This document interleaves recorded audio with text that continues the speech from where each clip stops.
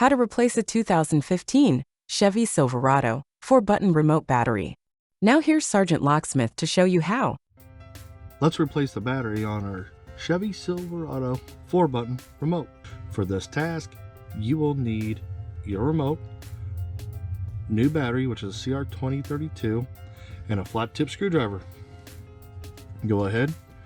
If you have a keyring attached right here, you will need to remove that. Take the flat tip, insert it right in here. Go ahead and rotate. Slide it to the other side, rotate, and the back cover comes off. Now that it has, you see this bigger spot on your remote. That is what you're going to aim for when you put your finger down in the middle of the battery. Put it down, pull towards that, and when you do, push down, and the battery pops up. And as you notice, it's a CR2032. This is a new remote, so I'm going to put this battery back in. Notice how I drop it in.